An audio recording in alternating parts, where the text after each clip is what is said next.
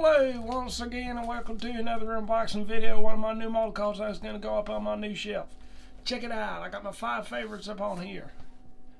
Renault, Cadillac, Maserati, Ferrari, and an Aston Martin. Yeah, buddy. And now today I'm adding another one to my collection. This is from a company which I already have one car from, and it's a car that I wanted for some time. Now, this car is it's a 4-door vehicle. Actually, why am I doing the teasers? It's literally in the title of the video. You already know what it is. It's a Maserati Quattroporte. So once again, we have the Blade of Glory. Fear it. And we shall open it up. This is another Hot Wheels model. And for those of you who haven't watched my unboxing of model car videos before, I've said it before and I'll say it again, as far as I'm concerned, Hot Wheels makes the best 1/18 scale cars. Because the best isn't just about which one has, you know, the ultimate highest quality materials or the highest quality attention to detail. It's the whole package. Because you can get amazing high quality ones from companies like Otto, who made the Espace and my Venturi. I would say that Auto Art might be the best in terms of the attention to detail. They made the Panos that I've got, the GTR1, and a couple of others too, I think. But the reason why I like Hot Wheels the most is because Hot Wheels has the whole package. The proportions of the car are always spot on. The prices are way more affordable than something like Auto Art or Otto. I mean, those you can easily pay 3 figures for those models, which some people are fine with, but for me, collecting model cars is not about showing off how expensive they were. It's just the cars that I like. And if I can get something for 2 figures instead of paying 3 figures for it, then of course I'm going to do that. Whereas with some people, they seem to actually like paying more, almost like to show off how rich they are or something. I don't know. So, there is the first half. Interesting packaging, 2 halves. Let's get this out. Read the news of the day while we're at it. But I will say, it's nicely packaged. Usually this Maserati, the Quattroporte, of course, tends to be one of the slightly more expensive Hot Wheels models. And it is funny because Hot Wheels has a good selection, but not as good as their small scale. I think the 164, I think, regular Hot Wheels cars, whereas, as any of you who have watched my unboxings know, I only collect 1/18. As far as that goes, Hot Wheels doesn't do as many. I think I've actually got most of the ones that they do. But even my dream car, this one, the Ferrari FF, that's a Hot Wheels model. My TVR Speed 12 is a Hot Wheels model. The Cadillac LMP, I think a couple of my other ones are as well. Ow. That happens sometimes. So yeah, they make really good models, but they don't necessarily have everything you would want. I mean, obviously that's why I have models from other companies, but if you're looking to get into collecting model cars, I would strongly recommend checking out Hot Wheels first, if you're looking for 1/18 scale, because they're very affordably priced, they have a good selection, and they are very good quality. The quality of the paint, the quality of the proportions of the car, the quality of the craftsmanship, they've got a nice chunky build quality to it, a nice weight to it. Some model cars, even expensive ones, you don't get the kind of features that you might expect. I mean, this Renault, for instance, my Espace, the single model car that I wanted the most, of course, and still the most expensive one I've ever bought, the doors don't even open, the wheels don't turn, and that's the most expensive one of all. Whereas with Hot Wheels, you've got the trunk, the bonnet, the doors, the wheels turn with the steering wheel, the build quality is good, the paint looks good. I mean, even in the box you can see how good that looks. It looks great. And it's Hot Wheels. It's not even like it's Auto Art or something. So, very nice condition for the box as well. This does tend to be one of the slightly rarer Hot Wheels models. You don't see too many Quattroportes around, which is why I don't already have one, because, again, as any of you who watch my regular videos, not just unboxings, will probably know, because I've mentioned it a couple of times, Maserati is my favourite brand. But usually their models are very expensive and not Hot Wheels. So yeah. We'll get it out, obviously, as we go, but for now, that is looking very nice. I must say as well, this particular generation of Quattroporte is my favourite, because obviously there have been facelifts since then. But, yeah, the early 2000s Quattroporte is my favourite. The classic one's nice, the really boxy, old-school one, but yeah, it's got to be the early 2000s for me. You can get some pretty cheap deals on them, second-hand, but the running costs, obviously, aren't exactly cheap. But for what it is, I mean, you're buying a Maserati. I mean, is anyone really going to expect the running costs to be cheap? Of course not. That's not the point of buying one. If you're looking for cheap running costs, then get a Citroen.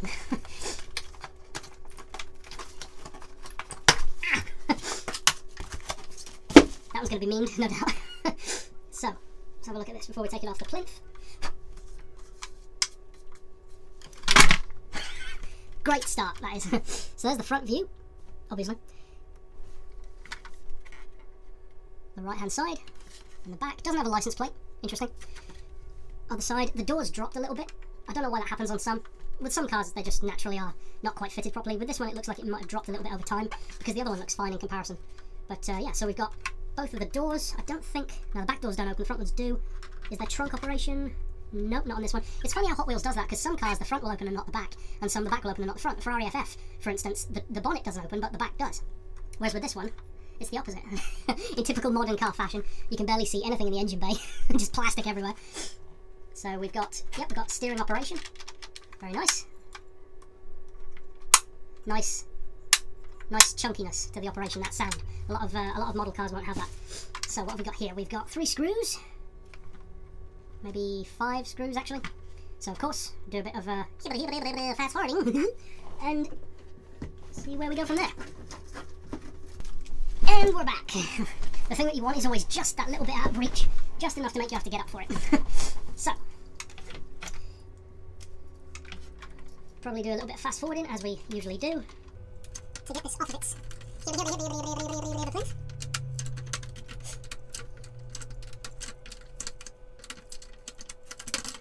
how was your day?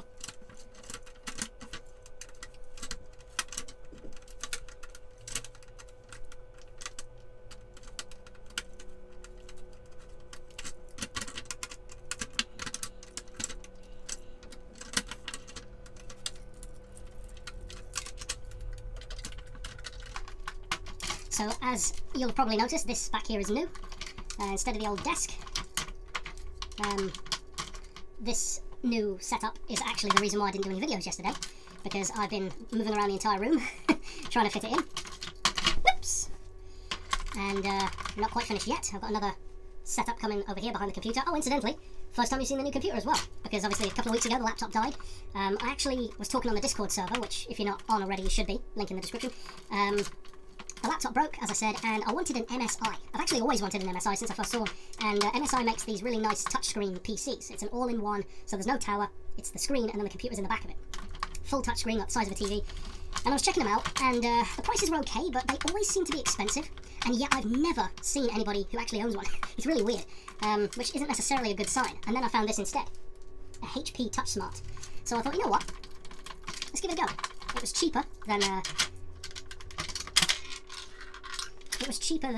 MSI, and it's great so far. I've actually ended up getting, as you can see here, I've got a keyboard anyway, and a mouse, even though it is a touchscreen, because I found that the touchscreen is good. It's not that you get ARM or something like that, it is fun to use, because this is an all-in-one as well. The computer part is actually in the screen as well. It's about probably that thick. DVD drive in the side, 6 USB ports, it's really good.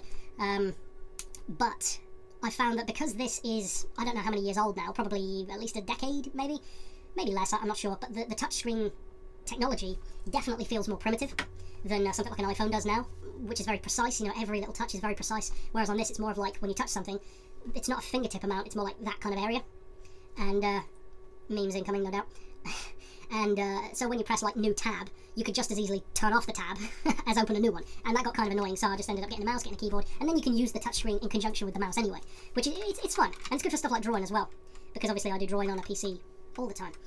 But yeah, that looks very nice. Obviously, nice size to it. Most of them tend to be, I mean, technically they should be in the right scale comparison compared, you know, car to car.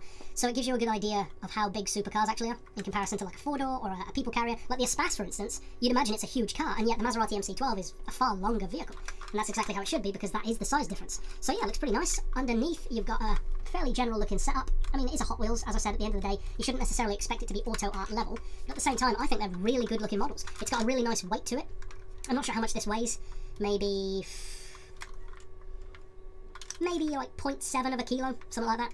So nice weight to it. The paint is a little bit bubbled up on the trunk. I don't know if you can see that in the video. Probably not, but nothing too bad. It's got a little bit of dust scratch on the windscreen, tiny little chips of paint gone, but overall, very nice condition. I can't recall the exact price that I paid for this one. I actually almost bought a Zonda F on eBay the other day, and it was orange as well. It went for £16, and I forgot that it was finishing. But I wasn't sure about it though, because it was made by, what brand is it now? I think it might have been called Mondo Motors or something like that, but they're not very good. They're very cheap, plasticky looking rubbish. So ultimately that's one of the reasons I think, well, I forgot that the thing was finishing, because I wasn't bothered enough to remember. So yeah, funnily enough, I've only got 2 Maseratis at this point, but 2 that I really love. Obviously the MC12 takes first place, but the Quattroporte has always been one of my favourite sedans, one of my favourite super saloons, and like I said, this early 2000s model in particular is my favourite Quattroporte, easily. Yeah, I think as far as Maseratis go, I would be very, very interested in getting a Levante. I should think you can probably get Levantes, maybe a white one. But yeah, yeah, I'm very happy with that. Nice colour too. I don't think I've got any other cars that are that colour. So that's it for this unboxing, and kind of a mini setup tour as well with an update on the new computer. So I'm not sure what one I'm going to get next. I'm not currently waiting for any new models, but yeah, when this new shelf setup arrives next week, then I'll have more room for my current models so they can actually look better and have a little bit more space between them, kind of like these are up here. And yeah, so thanks for checking out this unboxing. See you next time, whenever that is, and for now, as always, thanks for watching, man.